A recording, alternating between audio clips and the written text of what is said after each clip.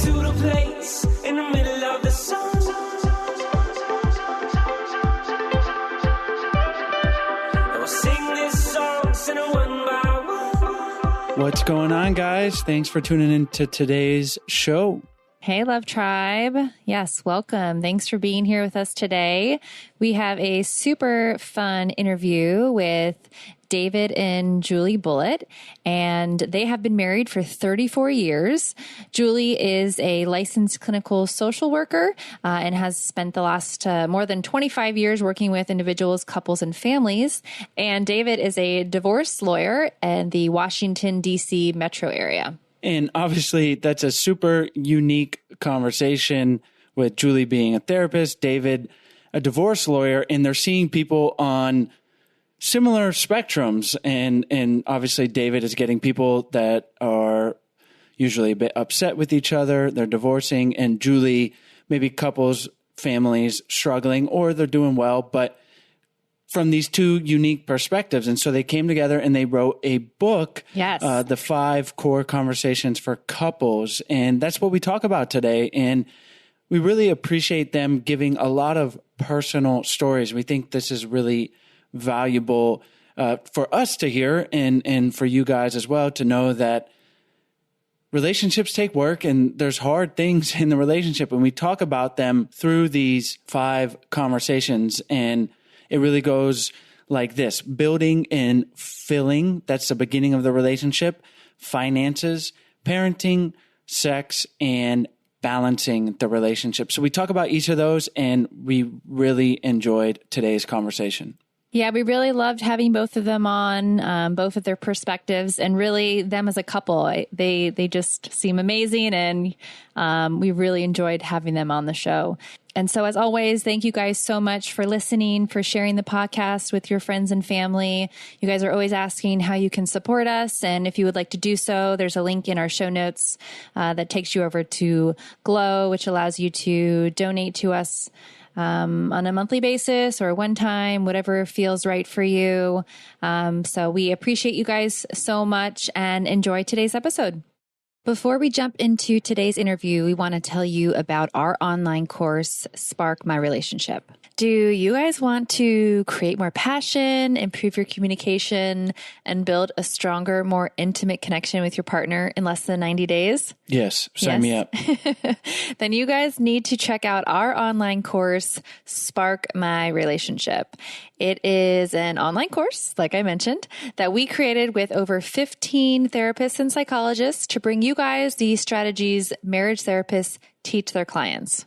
We talk about it on the show. Relationships take work. Sometimes they function pretty easily and you coast along, but we've found the reality is you have to do work sometimes and to make them better, to change them so that they're more satisfying for both partners. And you've made it here. You've made it to listening to our show. So you guys probably already know that a little bit, but what you might not know are the specific tools and exercises that you need to create those lasting and positive improvements in your relationship. And like Chase said, change does not happen on its own. It takes hard work. And that's why we created the course.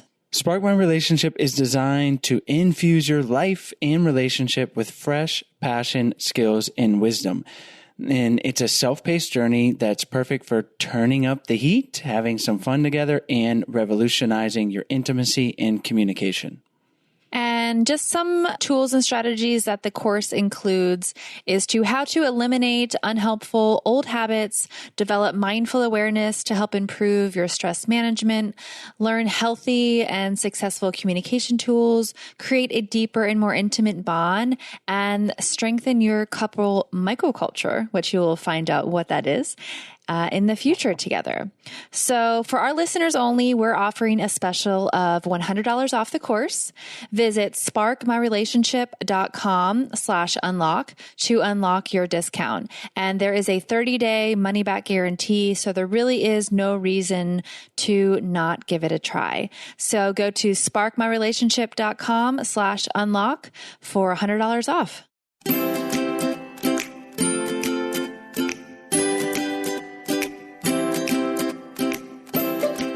Hi, Hi, David. Hi, Julie. Thank you guys so much for joining us on the show today. Thank you for having us. Hey, Sarah, how are you doing? We are wonderful. Thank you. Excellent. We've given our listeners a little bit of information about your professional backgrounds, and we thought a great place to start would be given both of your unique professional backgrounds and ask you about your decision to write a book together, The 5 Core Conversations for Couples. Sure. So I've been a divorce lawyer. Well, first of all, Julie and I have been married since 1986, and I've been a divorce lawyer since right about that time. Julie is a licensed clinical social worker, family therapist, and sees couples as well.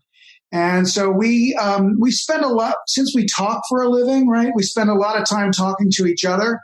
And those talks over the years sometimes were heated, sometimes were funny, sometimes were semi-intoxicated, but often we're about looking at relationships from very different visuals, from a different cue, where I generally see people when things have gone down the tubes or on their way down, whereas Julie is there trying to keep them from going down that tube. Mm-hmm. So we basically, we went back and we looked at some of the things that we talked about. And we decided there was a lot in common. A lot of the same issues come up for couples, whether they're, getting divorced or trying to keep it together. And David has written a couple books before. So he was like, hey, maybe this would be an interesting conversational type book that we could do together. And David's really the writer and I'm more of the creative force. And so it was an interesting process writing it, but that's how we kind of came up with doing it. Yeah.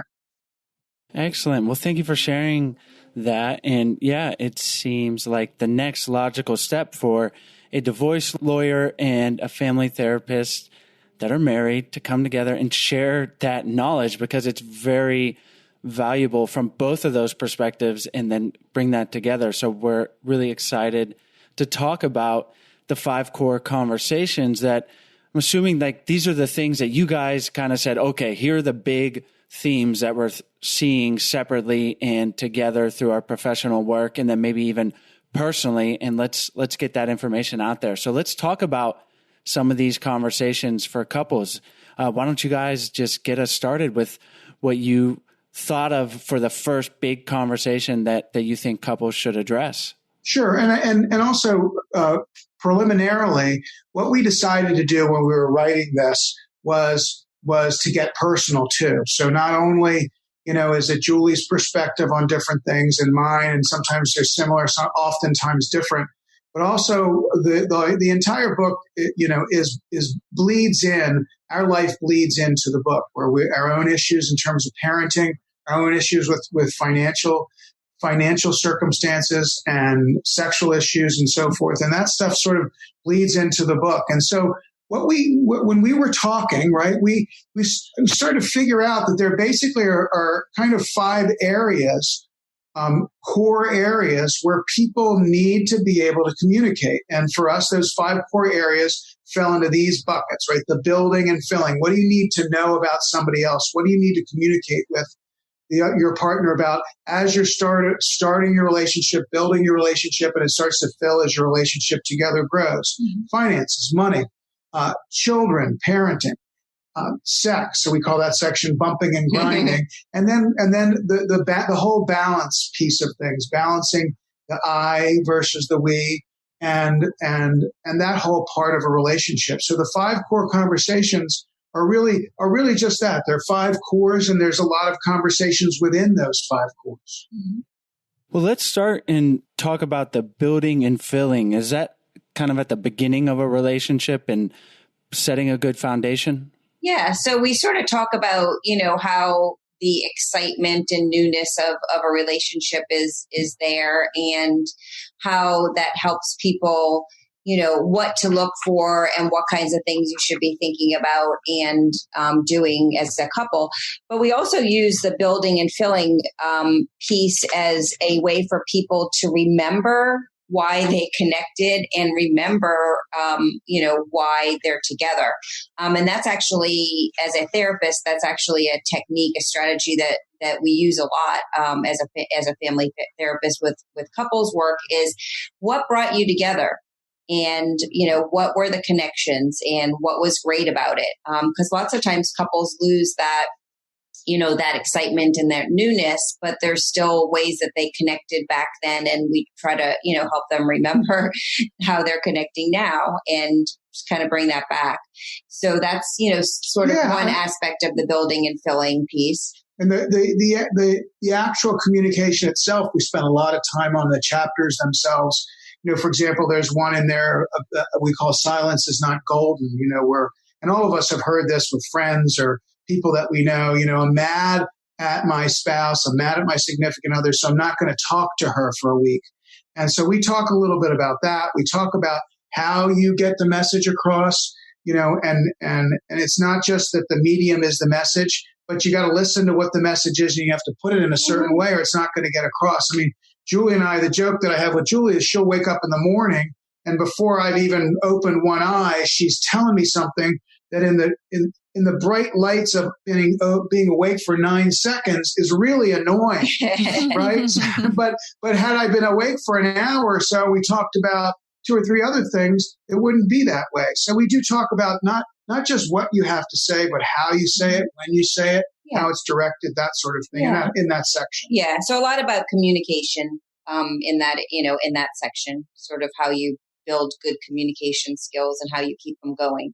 I love how you mentioned it's not just what you say, but how you say it. Because so often when you're in a conversation, like with Chase and I, there's those nonverbal cues and all those signals and sometimes those snarky comments that not always coming across how you want it. So, and I'm sure that's all couples are in that same situation. Can you talk a little bit about that briefly? Just the importance of how you say it and all those nonverbal communications?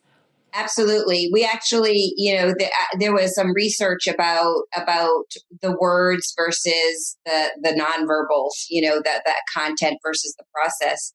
And what they found was that the words really had very little effect compared to, how somebody, the tone and somebody's body language. So absolutely, yes. So even having difficult conversations, things that are hard to talk about, if you preface them in the right time and you also, give some warning around things like, hey, this is something that's on my mind, or can I talk to you? Can we sit, in the living room for a minute and just have a difficult conversation. So yes, how you say it and when you say it is very, very important. And I think it's, if somebody's rushing around busy, in a bad mood or whatever, that's not the time to have a conversation that's important to you. So kind of knowing that piece and being respectful, of the other person where they are. Yeah. Great. Awesome. Well, let's jump into the second core conversation. Sure. Money, finances, right? So if you think about, and I don't know how long you guys have been together, but if you think about one of the big things that probably has been an issue and is an issue for most couples at some time or another, if not throughout their relationship, is money. Not just how you spend it, but how you save it. And like Julie has said several times, is that people come to relationships with very different financial values, right? And some of it's based upon how you were raised. If one person was raised in a family that really had things tight growing up and didn't get a new pair of shoes every 3 or 4 months, or had to take the school bus to school, whereas the other partner, got rides to school, got a car when she was 16 and, had a credit card, and all of a sudden they're thrown together. How they look at money, how they spend it, how they save it often gives rise to conflict. Yeah. And money means different things for different people. I mean, sometimes being able to spend money is, a great feeling for one person, and being able to save money is a great, can be a great, thing for another person. So if you think about it, how you think about money, how you think about saving money and spending money is most likely going to be different. It's not like we come to relationships with the same amount of, ideas around saving and spending. And then that plays out in relationships. If you're not on the same page and you don't have discussions about it, it can definitely cause difficulty. Yeah, and having knowledge about what's going on in your financial relationship is important.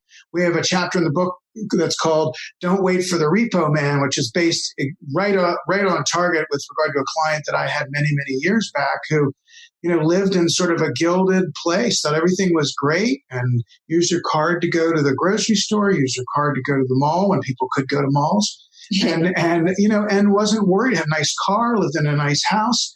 And had just didn't know anything. And then how did she find out? She found out one spring morning when she was woken up by several men outside of her door speaking Spanish and towing her car away, repossessing her car. So, I think part of the conflict around money is that oftentimes one person sort of is controls it, and which is perfectly fine if that's what works in your relationship, right? But the person who doesn't ought to still have some feel for what's going on and understanding of what things cost and how things are paid for.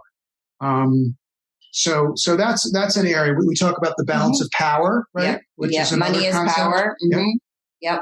Money is power, and also knowing what's going on, even if you're not the one that pays the bill, how important it is to communicate. Like, hey, we are here.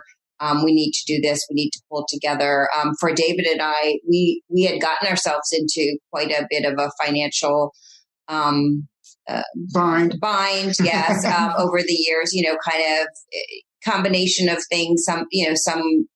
Somewhat is sticking your head in the sand, and some was that we had a child with special needs, so we were needing to get her a lot of expensive, therapy services and stuff like that. So some of it was definitely our fault, another was circumstance. But we ourselves had to pull together. We used the Dave Ramsey debt diet model. I got the book. We sat down. We wrote down everything we owed, and we made a plan of how we were going to pay and things we got off. rid of a car. Yeah, we had to get fun till reality takes your T-bird away. Yeah. That's another yeah, I had a really cool 40th birthday present that we had to sell. Didn't make it to her 45th birthday. That's okay.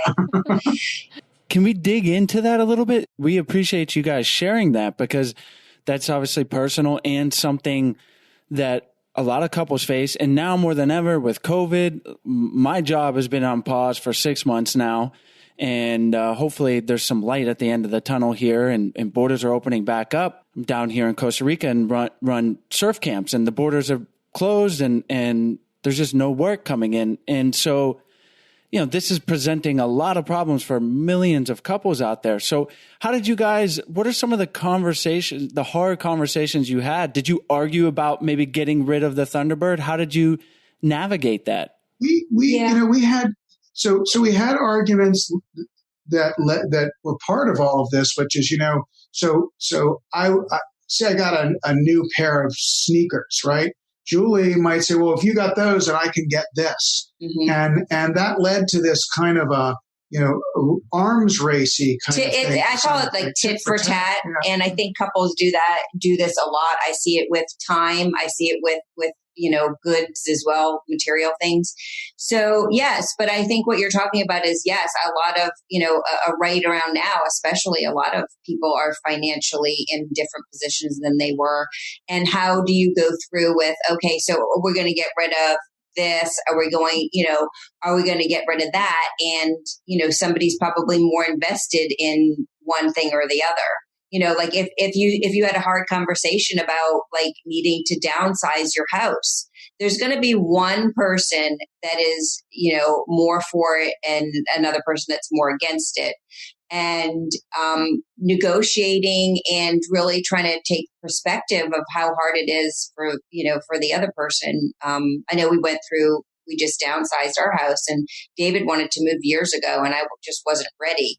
And it was hard, but we had to do a lot of really negotiation, I would say, problem solving, collaboration, and negotiation around, what we would do. Who's going to give what up? Yeah. I mean, it's easy for one partner to say, okay, well, we don't need this, whatever this is, because I don't use it. I don't care about it. Whereas the other person says, well, hold on a second, I do use that. And how do you work your way around those kind of things? It's like to me, I think about it as the opposite of a ladder. Going down a ladder is generally a lot easier than climbing up the ladder. But when you're talking about spending, cutting back on spending is a hell of a lot harder than just spending whatever you want. And we did have some real struggles, and some of those were imposed upon us by our circumstances and the need that we felt to try to help our child and get her in a better place. And that raised issues of jealousy and anger. If we spent this on her, why can't we just go and get this for ourselves? And it was a cycle, that got us in trouble, caused conflict, but that ultimately, we were kind of able to put our heads together and work through. Yeah, absolutely. It seems like in regards to the hard financial conversations now, and let's say downsizing or getting rid of things, it's really taking a perspective of empathy towards your partner, where the Thunderbird might be like, yeah, of course, give it away, like easy. And then the partner whose Thunderbird it is can be very personal. So really trying, like you said, not going down that tit for tat in that sense of like, well, if I give this up, you have to give that up, and really realizing you're on the same team. Yeah, exactly. And then, of course, there was places, with the financial stuff that we were able to really come together. And that would be like, okay, we're just not eating out. Like, we're going to cook, and you're going to do some of the cooking, and I'm going to do some of the cooking, and clipping coupons and, those kinds of things together. And, I wouldn't wish anybody to have to go through financial things, but I do, looking back, think that it really made us stronger together, and it gave us another checkbox to say okay, we can get through difficult things, and we did. And it makes you feel good when you get there and you come together as a couple. And certainly a lot of people are going to be under this external pressure of the pandemic and adding general stress, but particularly, financial and the uncertainty, because I know it's affecting a lot of people's jobs or has affected. So really valuable to come into those conversations, understanding we're on the same team with as clear a head as possible in avoiding the tit for tat. Right. Yep.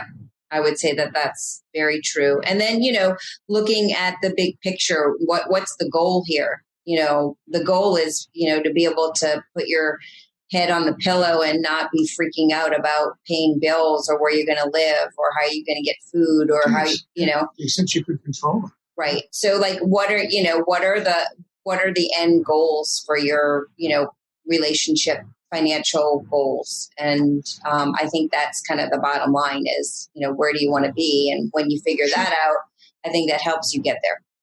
Let's take a minute to tell you about today's sponsors. BetterHelp connects you with a professional counselor from the comfort of your home. You can schedule weekly video or phone sessions, all without ever having to leave your house. It's super convenient and helpful using BetterHelp. And once you use the service, it'll be super easy to know why so many people are using BetterHelp. BetterHelp is growing so much that they've actually had to start recruiting additional counselors in all 50 states. And it's not self-help. It is professional counseling, and it's one of the best ways to improve your relationship, reach your goals, and really just improve your overall mental health. If you're not happy with your counselor for any reason, you can request a new one at any time for no additional charge. BetterHelp is secure, convenient, and professional. We want you to start living a happier life today. As a listener, you'll get 10% off your first month by visiting betterhelp.com/ido. Join over 1 million people taking charge of their mental health. Again, that's BetterHelp, HELP.com/ido.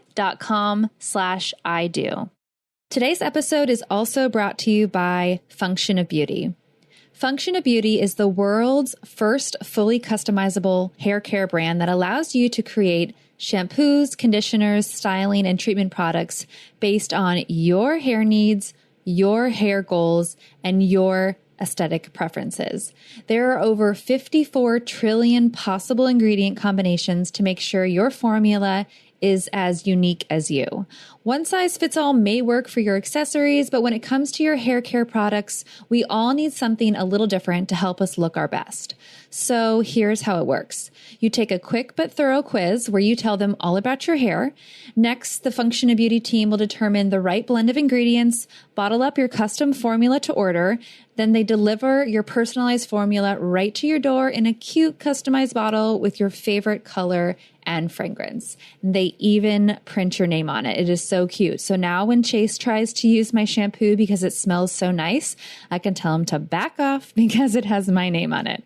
All of their formulas are vegan and cruelty-free. They never use sulfates, parabens, or any other harmful products. Function of Beauty is not just the first ever custom hair care brand. It's the internet's top rated custom hair care brand with over 40,000 real 5-star reviews and counting. So what are you waiting for? Go to functionofbeauty.com/IDO to take your 4-part hair profile quiz and save 20% on your first order. Go to functionofbeauty.com/IDO for 20% off and let them know you heard about it from our show. That's functionofbeauty.com/IDO. So let's talk about parenting and why you guys included it and maybe some of your experiences. Okay, so so we have 4 daughters. So we have an interesting family dynamic. We have our oldest and our youngest daughters are both biological, and then we have 2 adopted girls that are in the middle, and our adopted girls are biological sisters as well. And they have the same biological parents. So we built our family a little bit differently in an environment that lacked testosterone, as you can tell. We've always had a male dog. But so what really came to the fore with us were issues in raising our 3rd daughter, not only in terms of raising her or that we couldn't handle her, but how to try to manage her mental health issues, her behavioral issues, and at the same time, not lose track of how that affected our other children. And that in looking back now years later, and if we were to say that there was a place that maybe that we really would try to have done better, I think it would have been trying to manage and be more aware of how the circumstance was affecting the other kids in the house. And it certainly, in addition to that, had a daily effect on Julie and our relationship. Because our relationship and our mental health and probably our physical health, if we think about that too.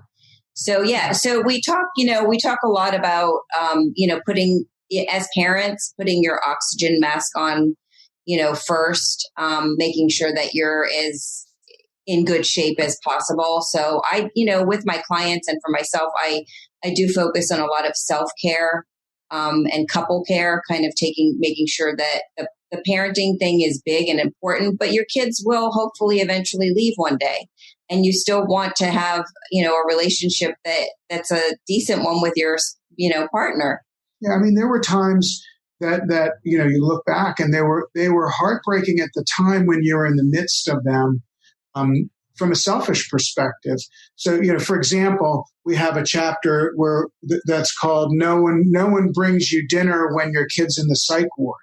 And that's based on, if you think about, if you have neighbors real quickly, a friend, somebody has a kid that's sick or somebody's in the hospital, whatever it may be, everybody's bringing them meals and making sure they're okay. And we lived in that kind of a supportive neighborhood. And we had a family that had a couple kids that got injured, and people were lined up outside their door literally for days, bringing them stuff, which was lovely and the right thing to do. Now, you flash forward, and our daughter had an issue in the neighborhood, and everyone knew that she had been hospitalized for mental health issues. And the joke between Julie and I was, we didn't get as much as a Happy Meal. There was no call, there was no chicken nuggets, there was none of that. Yeah. And it was, for us, it was a tough thing, but it was probably even more difficult, I think, now looking back on other kids who were young teenagers at the time. Mm-hmm. Yeah. And the other piece to this is that in writing this, we want people to know that they're not alone if they have issues with their kids or disagreements on how to parent their kids. They don't come with manuals and it's not clear cut, and you do the best you can. And a lot of people really feel, oh my God, I screwed this up or I screwed that up. The other piece to it is, you're not always going to react in the perfect way. I mean, I work with, couples and help parents, with behavioral issues. And there's no way that you can perfectly do it yourself every time, and not to beat yourself up over it. I mean, I'm a trained therapist and I got it wrong a lot. So that's the other piece is like, this is not easy. This is the hardest job you will ever have, being a parent. Yeah. I mean, it's part of what we're trying to impart to people that we thought was important wasn't that our stories are going to be the same, right? Our family is going to be different from yours and his and hers and whomever, but that people, I think, can take comfort in others' struggles. And I mean that in a positive way. And certainly when you look at the struggles of two people, like Julie and myself, who, on the outside looking in, we've had people who think, oh gosh, they're great. Everything's perfect kind of a thing. And it wasn't, and it's not. And so when we talk about these stories in the book and not expecting other people are going to have the same family dynamic, but that they can find some kind of hope and comfort in the fact that it's okay to struggle. It's okay to have things that are tough in raising your kids, but lean back on your relationship and try to stick together, keep that rope tied and keep plowing ahead kind of a thing. I love that you mentioned about being able to relate to people in that way, because I think one of the good things that has come out of this pandemic and this COVID, if anything, is that we've been able to see that other people are also in similar situations and struggling and just trying to get through each day especially with parenting right now, because it's so hard having the kids home and working and how it's affecting your relationship. And for those moms and those parents out there that have been open about these struggles, you can really relate to them and say, I'm not alone. Hearing you two share those stories in your book, and, it really is important for people to be able to hear your stories and relate, and it builds that connection, and it really allows people to know that they're not alone. Yeah, that's what we hope. That's what we're hoping for. It really is. That's exactly what we're hoping for. Well, let's go on to another important topic, and each one of these topics deserves its own show, if not more, but we really appreciate you guys sharing all these personal details and professional details. So let's talk about sex and why you guys included it in the book.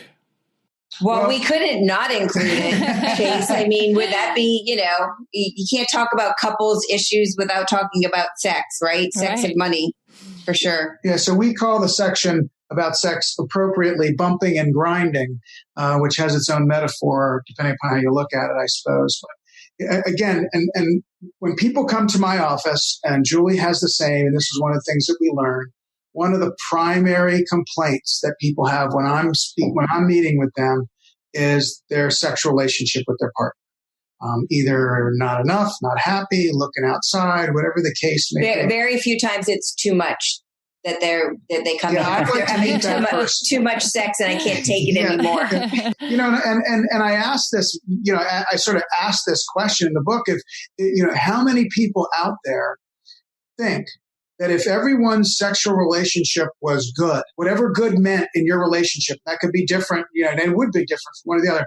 How many people think that the divorce rate would drop through the floor? And the answer is everybody in the room hand is going to get raised, because and that's not to say that sex is the key, because although Julie thinks that I think that it is, it certainly is a significant part to finding that relationship success. And like other things, it can bleed into other areas of your relationship. So if you're unhappy sexually, you take it out on your partner in other ways, right? You don't talk, you don't come home, whatever it may be. You don't clean the kitchen, you don't do the other things that you need to do to keep your relationship going the way it ought to. Mm-hmm. Yeah. And then, one of the other issues with sex, and we just talked about this last week because we did a Facebook happy hour, but we sort of talked about the mismatched sexual desire and how common that is, and how when you think about it, why is that? Well, I had an analogy of that we all have different thirst levels. I mean, David drinks a different amount of water than I drink, daily. And some people drink a lot of water and some people drink a little bit of water. And it's not a bad thing, but so very rarely do you have, a couple that comes together that really has the same, appetite for sex or the same desire or the same need, whatever you want to call it. So that causes a lot of, friction, not to be funny about it, but friction in relationships. It does. I mean, we have a chapter in the book called, it's not a budget item. So, and you hear a lot of, well, we had sex on Tuesday and it's only Friday. So why are you bothering me, kind of a thing. And Julie and I, again, we share some of this stuff. It's more than too personal for our children who wince every time they hear us talk about it. Right. But it is, these are things that if you don't talk about them or you don't communicate about them, then it's not going to go well. It just isn't. And sex is a difficult thing to talk about. Mm-hmm. We try to do it, under the blanket of a lot of humor most of the time, but with serious edges to it. Yeah. And so that is a big area for us where we both see conflict, where we both see people who don't communicate. Yep. And therefore it's it's a core conversation people need to have. Yep. Yeah. And in our book, at the end of each core area, we have questions. We call them couples Kickstarters. And a lot of people have really enjoyed them and used them to start conversations. And we're happy about that. So we've gotten a lot of feedback about that. How do the two of you incorporate humor into the conversations? Like, what does that look like for our listeners who want to maybe incorporate that into their relationship, into that tricky conversation? We make fun of each other a fair amount. There's sarcasm. Yeah, a lot of sarcasm, a lot of, just personal inside jokes. But if you have something hard to say, I think humor is a great way to do it. And, we use it a lot. Yeah, most recently we're talking about what we were going to do that particular night, and I made sort of I like off the top of my head, or right came out of my tongue, was some metaphor that absolutely made no sense whatsoever. And not only did it make no sense, but Julie got a little grossed out. Said, "Oh, that sounds awful." And I was trying to be sort of semi-sexy kind of thing. I'm like, yeah, that didn't come out very well. That's not getting me in the mood, honey. Yeah, I was curious if it ever backfired, and I'm sure it does. But I think the point is that it's the humor that really keeps the relationships going. You have to laugh in a relationship. Yeah. I always say, looks fade, but sense of humor will stay. So make sure you get with somebody that you think is funny. Exactly. Yeah. Exactly. Awesome. Well, let's jump into the fifth, the balancing. So walk us through that. Yeah. So there's lots of components about this. So let me just classically say, let's just take a mother that has some kids and she basically has given up taking care of herself, has given up friends and hobbies and those kinds of things. And really just, jumps into parenting the kids, and all the time goes into parenting the kids. And she sort of forgets about herself, number one, and she maybe forgets about her partner too. And so we talk about the importance of making sure that you are taking care of yourself, that you're keeping up with some, outside interests, hobbies and other friendships, and making sure that you're kind of a balanced person. I like to look at the sports analogy a little bit, right? Where you hear there's no I in team, but there is, I think, an I in us. Sometimes you hear about these people, we've got to do everything together. We have to do everything together. We can't ever be separate. We have to be on the same page. We have to travel together. We have to constantly be tied at the hip. And and if that's what works for a couple, then that's terrific. For most of us, that isn't going to be what's going to work. That we all need our own time, our me time, our I time. And whether it's for Julie, it might be a half hour by herself in the bathtub without me, making jokes or leering at her or saying things inappropriate at 10 o'clock at night. Yeah. And for me, it might be just leave me be. I'm taking my dogs. I'm going for a walk in the woods or whatever it might be. Drink on the porch or something. But I think people lose sight of the fact that I think that for most of us, and all of this is a for most of us kind of a project, but it's not for everyone. But for most of us, it's important to maintain our own individual selves within the couple unit. So do things together, but do things separately, and be happy, be proud of that part of it, and understand that's an important part. And don't feel guilty for taking some time for yourself, either for yourself or as a couple going out. I have a lot of couples that I work with that are like, especially during this time with the COVID, people aren't able just to get like a babysitter or even a family member to take care of their kids so that they can go out on a date night. So being really creative and mindful about taking time for yourself, but also, just having like we're going to watch a movie tonight, or we're going to, sit on the front step and have a drink together, or whatever it is. But, making it a priority, making yourself a priority, but also making, the couple a priority too. And finding appreciation, which can be very, very difficult in this particular time where people, and I know Julie and I have fallen in this boat as well. You're thinking about the things that you have missed out on over the last few months. We didn't get to go here. We didn't get to do this. My parents didn't get to see the baby, all of those things. And it's very easy to focus on the things that you miss out on and lose sight of what you should try. And it's easier said than done a lot of the time. But if you can do it a little of the time, it's a good thing. Focus on the appreciation part. There's a chapter in the book that's called "The Best Chicken in the Pot I Ever Ate," which is based on a dinner out with some friends and my grandfather who was ill at the time and couldn't eat. We went to this great steakhouse in Chicago, and all of us ordering these giant steaks, look like something from the Flintstones, the big Brontosaurus burger kind of thing. And they were just awesome, big fat steaks. And he couldn't eat steak. He couldn't eat it. So he ordered chicken in the pot. So rather than him, looking, and this is a guy, he was born in the early part of the 20th century, grew up eating meat and potatoes. But rather than him looking over at our plates, what does he say? He says, "This is the best chicken in the pot I ever had." And it's like, oh, okay, how good can chicken in the pot be? But it's the same kind of thing, Try to appreciate those glimmers of things that you do that you should appreciate. Yeah. And try as best as you can not to focus on. And again, particularly in this time when we're all struggling. Everybody's struggling right now with just keeping it together. And but there's a lot of silver linings as well for families and couples that they've had a lot more time together, a lot more time to cultivate, family events and traditions and just, spend time together, which we've really missed out on in a lot of ways. Yeah. So.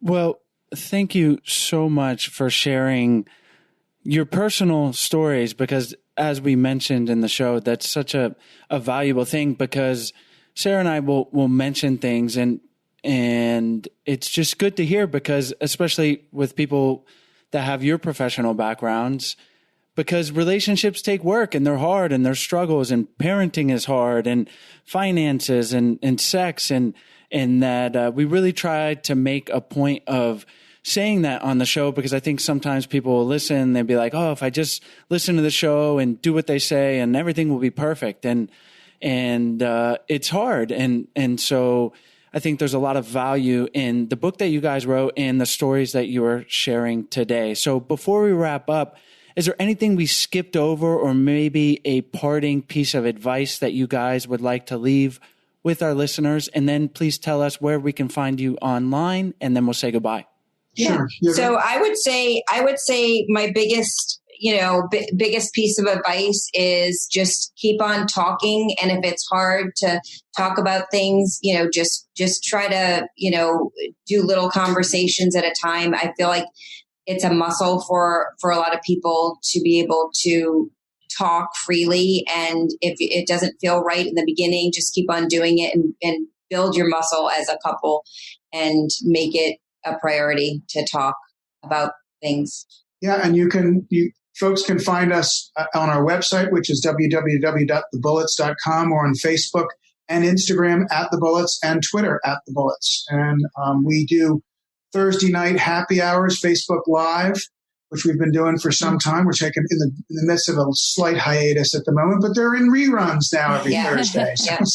And you can find the book in most local bookstores and online, of course, Amazon, Barnes and Noble, and it's on ebook and hard copy book. And anywhere, you can find it anywhere. Wonderful. Well, we'll have the links to your website and your book in the show notes and on our website at idpodcast.com. And thank you so much for joining us today. Thank you guys so much. Good luck in Costa Rica. Thanks so much for tuning in to today's show, guys. As always, the links will be in the podcast description as well as on the show notes on our website at idopodcast.com. And while you're on our website, we hope you guys check out our free 14-day Happy Couple Challenge. It's a challenge where we send you a daily email for 14 days with easy, doable challenges to help strengthen and improve your relationship. And it's honestly just a whole lot of fun to do with your partner. It's something new, and we think you guys will really enjoy it. So check it out. And while you're on the website, there are tons of free resources as well as more information about our online course, Spark My Relationship, where our listeners can get $100 off. So check that out. You can go directly to the course website at sparkmyrelationship.com/unlock, and that's where you can get the $100 off. So thank you guys for tuning in, and we'll see you next week.